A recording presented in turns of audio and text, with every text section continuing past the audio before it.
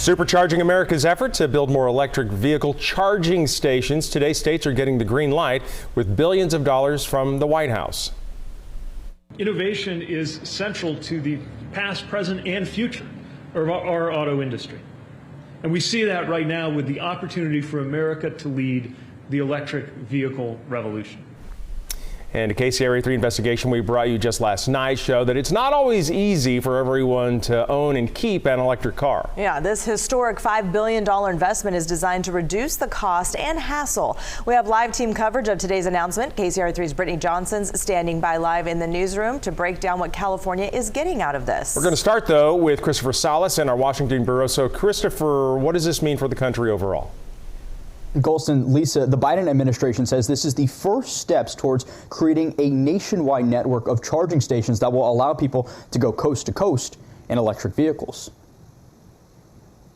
A surging investment in electric vehicles. We want to make sure that every community has the ability to not just have a vehicle, but charge it as well. Starting Thursday, states can submit applications to build electric vehicle charging stations using money from the bipartisan infrastructure deal. We're not going to dictate to the states how to do this, but we do need to make sure that there are basic standards met around the interoperability of the chargers. The goal: charging stations every 50 miles on interstate highways. So you can go from one part of the country to another without fear of not being able to recharge. It's a long road ahead. The country only has 10% of an overall goal of 500,000 stations nationwide. And recharging an electric vehicle still takes considerable time. It would take about an hour to reach full charge at the administration's proposed stations. Right now, the most common EV driver is someone who lives in a single family home, has a garage or dedicated parking spot where they can plug in at night. A near-term challenge is expanding that tent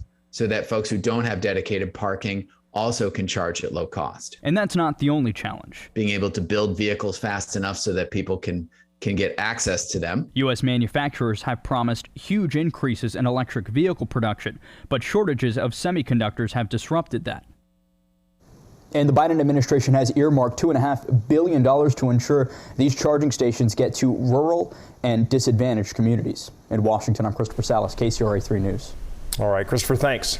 Well, you hear the numbers, but how much of that money to build electric vehicle charging stations is actually coming to California? In a KCRA3 investigation last night, we found the state has a steep climb ahead in order to meet an expected spike in demand.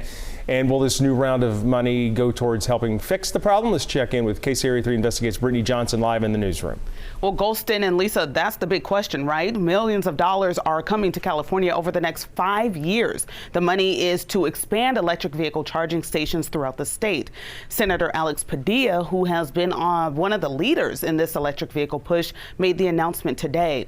Here's the breakdown for you. It's estimated $383 million will be available to California through this program over 5 years, with $56 million available this year. Charging stations will be along highways, ports, and rail depots. There's also nearly $5 billion available over 5 years to help create charging stations along highways. Now, in order to make this happen, states must submit an EV infrastructure deployment plan before they can access these funds. Later this year, a second grant program designed to further increase EV charging stations, including in those rural and underserved communities that we just heard about, will be announced. And we did cover this information, the need for this, in our investigation last night that you can watch right now on KCRA.com. Live in the newsroom, Brittany Johnson, KCRA 3 News.